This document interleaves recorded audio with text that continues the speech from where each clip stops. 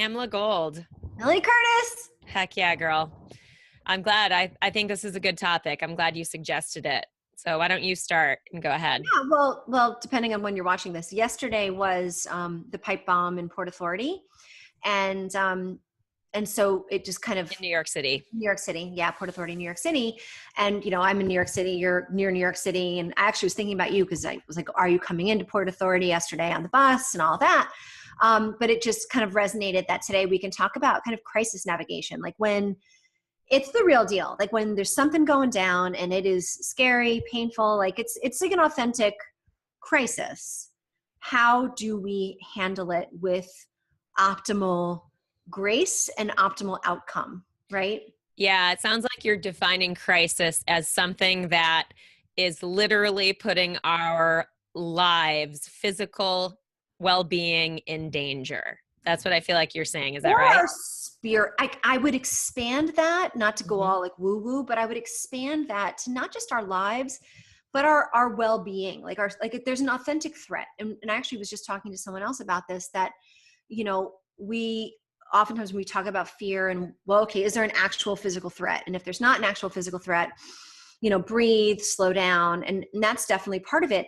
But there's actual threats to us that aren't physical, right? Like there's things that are happening in our life that really are threats in terms of like people being mean. Like, as silly as that sounds, the whole like sticks and stones break my bones, but like we know that when people bully, that it really does impact our health. Definitely. And so I would expand this kind of crisis definition to being anything that actually is a real threat, whether it's an imminent physical threat or if it's a real threat of like, it could be like a PR crisis where like something went down and you need to like navigate it. So like, definitely. I would expand it just to like a real, does that make sense? Yeah, I think so. I agree, actually. I really, it's more that for the sake of our conversation, I just wanted to know which you were thinking of. Like, because not everything is a threat. Right? Because that's the thing about identifying fear. And one of the skill sets we talk about a lot is identifying those fears that are not actual threats, but we are receiving them as such from an unconscious place. So we're not talking about that. We're talking about stuff that actually are threats. And what do we do when we start to feel that fight or flight inside of that situation and go from there? Yeah. Yeah. No, I think that's spot on. So, I mean, I can share the story from yesterday because please. I was driving into the city with my son to bring him to school on the Upper West Side when the report came on the radio that there had been, an unconfirmed, explosion at Port Authority. And that's all they know, and they don't want to speculate. And then they went into this whole diatribe about, how they don't want to kind of feed the fuel when they don't have information, and they always want to be really mindful to not share information that we don't know yet. Meanwhile, my husband was on a train from Boston. I was assuming his train was going into Penn because trains don't go into Port Authority. Correct. So, you're just kind of like, for me in that moment, it was like, okay, there is a real crisis that may or may not be affecting someone that I need to, be responsive to, right? It might impact us driving in. It might impact my husband. I thought about you. I thought about the other Shankmines that were coming in to the city. And you kind of so for me, I go into mindful mode. Like whenever there's an actual crisis, I heighten my mindfulness. I heighten my attention around my awareness, what I'm paying attention to, what thoughts I'm allowing my attention to follow. Because, of course, you're going to have thoughts that are inflammatory, that aren't based on truth, that make things worse than they really are. And it takes mindfulness to not feed those thoughts, to not allow your attention to follow those thoughts, which then spirals the fight or flight, right? Yeah. And so like for me, I like that mindfulness of, okay, I'm feeling concerned, I'm feeling some fear, I'm feeling some heightened, attention around this. Now I'm going to go into my kind of hyper mindful mode and be really, really careful with my thoughts and how I handle it. And I stay in that kind of center place with my breathing and my mindfulness practice. Yeah. I think it's a common, for people who haven't necessarily been in crisis much, you know what I mean? Like, and the only reason I say that is because this type of experience, like being near, like I was in New York City also during 9/11. Mm-hmm. And so I feel like I've had that type of, there's obviously been lots going on in the world and stuff. So maybe I'm really off point in that. Maybe a lot of people have had this experience more than I think. Well, it touches people. I think even, it's interesting how it touches people in different ways, but keep going. Well, meaning like actively sort of in it is more Mm-hmm. my reason for saying that. And also like in skydiving, for example, it's like when you have a malfunction or a Great. malfunctioning main parachute or an aircraft emergency, that type of stuff, there, in my experience, certainly echo what you said, mindfulness and controlling the physical response, aka care about your breathing, manage that first. I say that even when we're dealing with stuff that's not a threat, but Mm-hmm. that's essential so that the fight or flight doesn't cloud. Because what I feel like happens when we like keep ourselves sort of together is that our focus narrows to what really is essential to see. And so if you have that experience, know that that is normal and good. You know Mm-hmm. what I mean? Have you ever read the book Blink? Yeah. Yeah. Of course. Great book. It's a book by Malcolm Gladwell for those of you watching that are looking for this kind of expansive education. It talks about the intuitive response inside of these types of split second decision making and heightened experiences. It's really useful stuff to read. Anyway, that experience of focus, though, I think is something just to note that happens, and that's good because it allows us to not have to deal with or spend energy on things that aren't going to make a difference when a crisis is upon us. Mm-hmm. Yeah, absolutely. I love that. That was such a great book. I read that book like I know. 15 I years know. ago. I'm I like, love oh yeah, it. that book was so good. Such a good, I would love all of his stuff. It's so good. Yeah. Yeah. I mean, Yeah. it's similar, like when we, Halloween, I was in New York City with my kids when, the New York City, there was a bus or someone had rented a truck and drove down across the bike path in Tribeca. And Mhm. it was kind of a similar experience where, you get a report like that. And I think that especially one of the things now is that whenever something like this happens, we need to be kind of extra alert and extra aware that like something might not be isolated. Like I was in New York on 9/11 as well. And, that was kind of the classic case of something not being an isolated incident. So whenever something happens now, I think it's important to recognize that because one thing happened, there is a higher chance of something else possibly happening. And Right. so we need to be in that kind of heightened, state of awareness and mindfulness that okay, whenever something happens these days, there's always a chance that it's not an isolated incident. And so on Halloween, that was one of the things that, happened because we were with our kids about to go out trick-or-treating.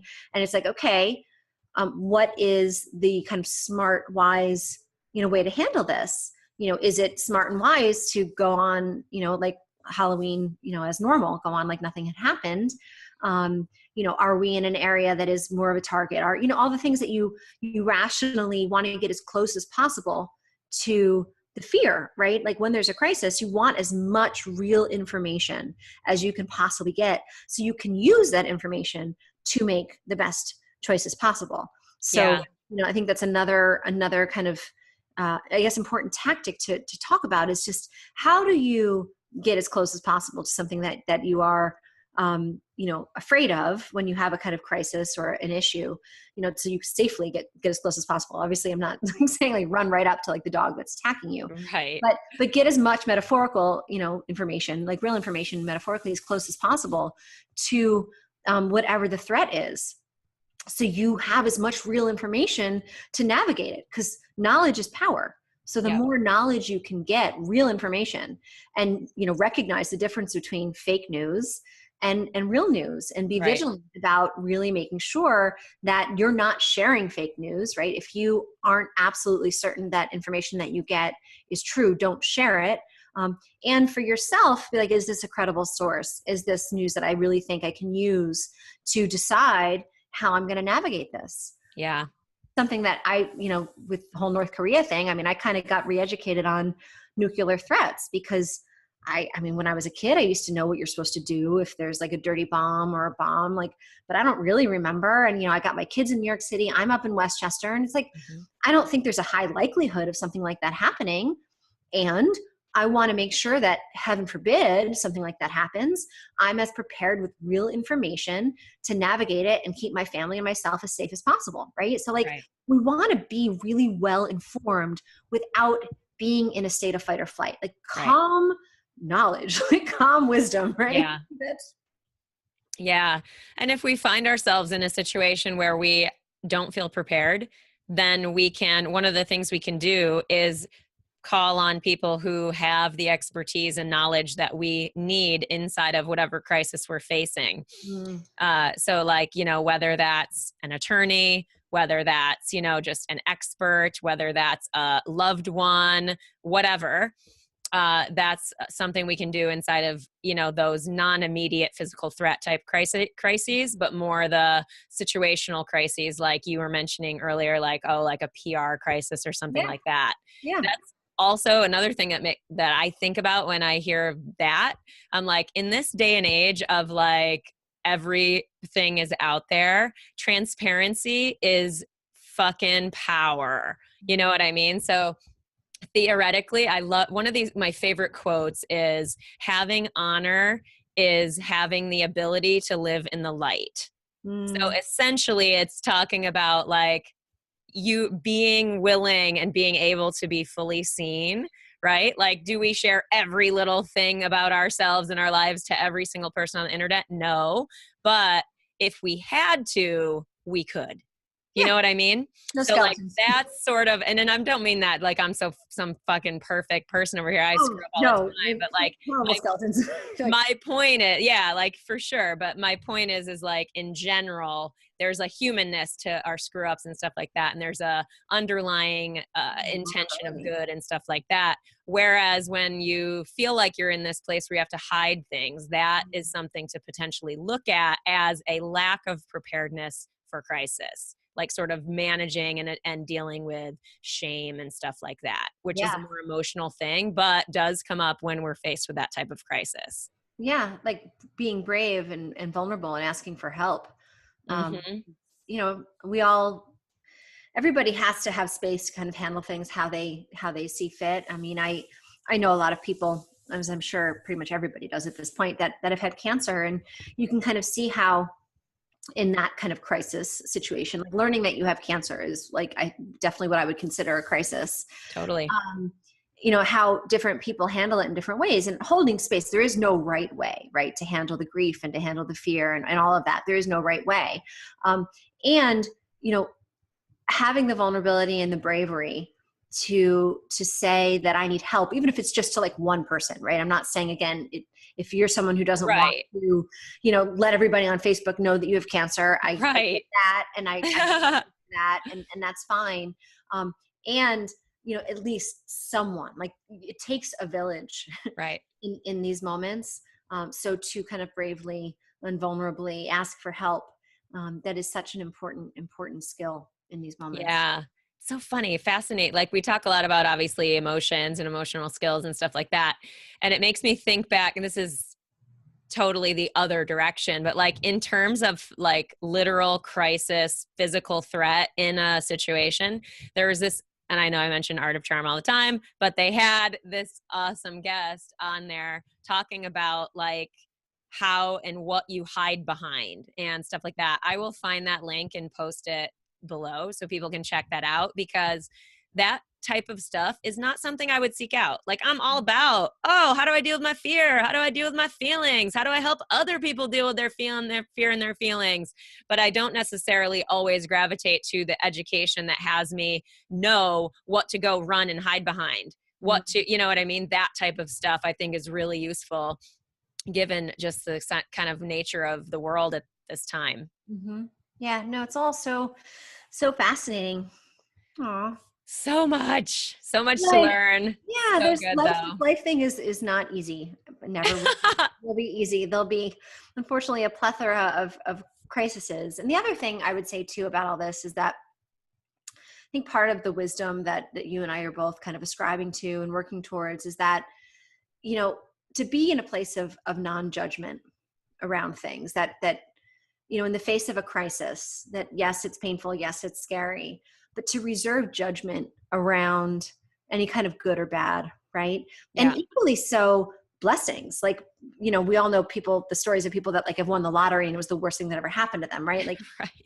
In the face of blessings, in the face of crises, like if we can kind of stay in this neutral, non-judgmental place of like, I wonder what's going to come next. Like, wow, this is a shit show or whatever. Like this is, okay. All right. What's going to happen next? Because what I've experienced, the truth of life is that, every crisis is the front side of a blessing, right? Like there's always Definitely growth and beauty 100% in that. And every blessing is like the backside and then the front side of another crisis, right? Like that's life. Like life is this tapestry of great shit and shitty shit, right? Like I was just talking to my friend last night about that. Like just when you're like never say out loud, oh, I so got this. I got this handled. I've got this shit down. That's like totally when you're gonna get smacked upside the head. It's hilarious. Stay humble. The comedy of life. Are you not humble? Yeah. So just in the face of, all that stuff. And I know that the bigger the tragedy is, the bigger the pain, the harder it is. Sure. So holding space for that, like I'm not, there's no judgments in any of this, but the more we can remember to just kind of stay as even keeled about it all and know that nothing's over. Like nothing's over. There's more to come from anything. And there's going to be more unfolding and more blossoming. And we can look back historically at like some of the really horrible things that have happened and then see all the good that's come of that. Yeah. And that good wouldn't have come if it weren't for that. So, just the other kind of big picture of navigating a crisis is just, the more you can kind of stay in this place of centered non-judgment that like, okay, this is happening. And again, the other thing I always say, it's like anything we think about falls into one of two buckets. Either it's something that already happened or something that hasn't happened yet. Right. Because like as soon as we're thinking, we're actually out of the moment. And so it always falls into one of those two buckets. And so if it's something that already happened, it's that kind of radical acceptance of like, well, this happened. So now what? Now what are we going to do about this? What's going to come next? How are we going to make, lemonade out of the lemons kind of thing? Or if it's something that hasn't happened yet, to remember that hasn't happened yet. We don't know what is that actually going to be next. And so to stay open to what is going to come, because if it hasn't happened yet, yes, you want to be prepared for the worst case scenario.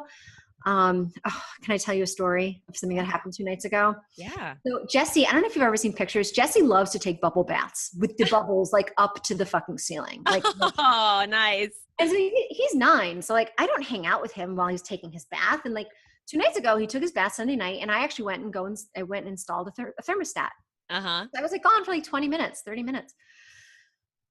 I go back into the bathroom. I'm like, Jesse, hey, it's time to get out, buddy. And it's just bubbles. And there's no Jesse. And I'm like, Jess. And I'm like, of course, assuming he's just under the bubbles playing, right? Yeah. And he's going to pop up any second.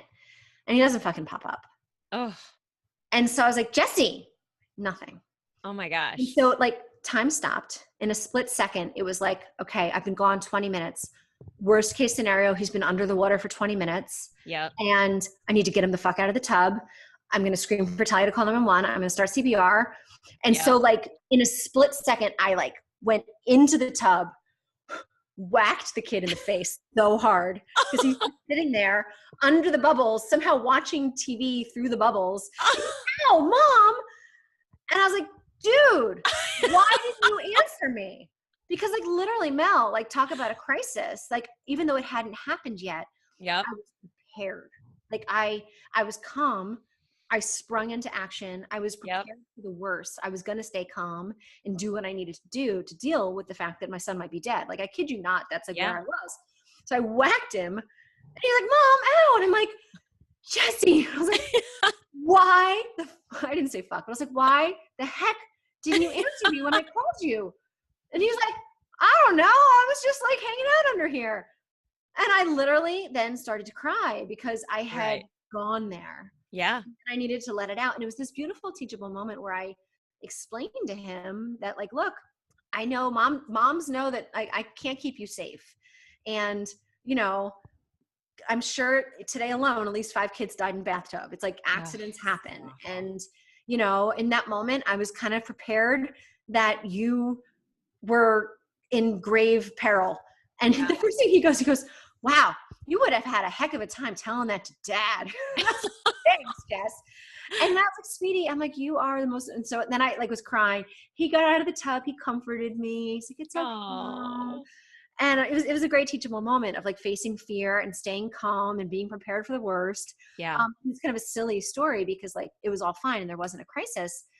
And in that moment, like I faced it and I dealt with Yeah. it. That's my, I cried. I love it. No, I mean, well, because you felt it, and the release of that is so totally I needed to let it understandable. out. Like I couldn't Bring not you, cry. It would have been to really bring you. unhealthy for me to Mhm. bury that and not cry because my whole body had gone into that kind of Yeah, chemical, physical state of response, totally. fight or flight, but calm ninja style, you know, like Yeah. know what I was doing. Whew. Well, I love that. I mean, I'm glad you shared that because that it's funny. That's like a micro example of like what it feels like. And it's funny because one thing I think that is also worthwhile to share is that the acknowledgement that life is unpredictable and scary shit can happen at any moment, Any moment. recognizing that, but, and I say but deliberately, but also really working to understand and to internalize that life isn't scary. Because I think it can be really easy to be like, oh, there's fucking terrorist attacks and Jesse and my kid could drown in the tub and all this shit. Holy fuck. Like, I can't control anything. Right. Like, so there's this like gratuitous lack of control that we all have. Yeah. Duh. We Yeah. cannot control the future. We cannot predict the future. We can't do shit. Mhm. You know what I mean? So Yeah. that like accepting that with sort of And rigorous acceptance and and and yeah, and both.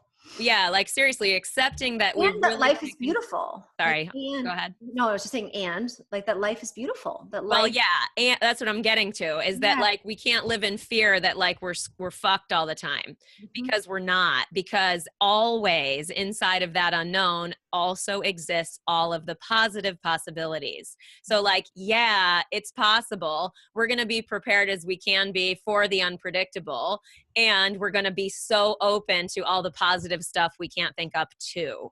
So Yes. like that's how I balance my own self from feeling just terrified all the time that I'm living. You know Yeah. what I'm saying? Like, I know that sounds kind of comical, but I'm serious. No, I think no, people it's can get into this fear of life, which is such a tragedy, in my opinion. debilitating. It's Yeah, it's debilitating. more like, You just trust okay, life. that's true, and this is possible. So I'm going to focus on the positive possibilities. Yeah, trusting life and loving life is so fundamentally Yeah. vital. I mean, and Talia last night at bedtime said to me, the lights were out, we're cuddled, and she said to me, she said, Mom, I just don't feel safe in this world anymore. And I was like, yeah. And so, you know, the whole parenting, holding space, validating, and then, you know, reframing that, like, I get it, I get it, I get it. And, you know, this is all part of the beautiful tapestry that is life. It's You all know, for us. going to be those moments of tragedy and crisis. And it's the same thing as it's the front side of, you know, all of the growth and beauty. It's all one, and our brain makes sense of it in this linear separate way, but it's all one. It's all part of like the roller coaster. They're going up, they're going down. It's all part of this ride that is life. Yeah. And it's a limited ride because we're only going to be human in this body, you know, for a certain amount of time. And who knows then what happens, right? If we get again or whatever, who the heck knows? But Technology, who knows? yeah, who knows? But We'll that be was hanging the out in tanks conversation later. yeah, well, but that was the conversation with Talia. That was like, I get it. I get why you would feel that way. It's understandable for Totally. things like this happening to feel that way. And let's look at it like this. And, you know, getting her back to this place of embracing it all, embracing Yeah. all of life, not just kind of cherry picking, choosing, I just want the good stuff and I don't want the bad stuff. Well, of course, that makes perfect sense, but that's not life. We wouldn't grow. We Yeah. wouldn't evolve. There wouldn't be that growth if we didn't have the challenges, which sometimes come in really big packages. Yeah. It's another quote. One of my favorite quotes is something like this, something like our greatest opportunities are often disguised as extreme challenges or something like that, of like painful challenges, which is so true. It's like everything, my underpinning belief, I've said this a million times, everything is for us. Yep. Every single thing that happens is for us in some way. Even if we can't see the positive value, it's there and we will find it and we will see it at some point. Yep. And staying in a place of gratitude in the face of those challenges, which I know is hard as fuck. Yeah. Um, and and it is so powerful because it keeps us rooted in a place of grace as we handle whatever it is that either already happened or is yet to come that Love we it. can't see yet. Right? Agreed. I say we end it there, my friend. That is boom, mic drop. We're done. Love you, Melanie Curtis. I love you, Pamela Gold. This has gotta be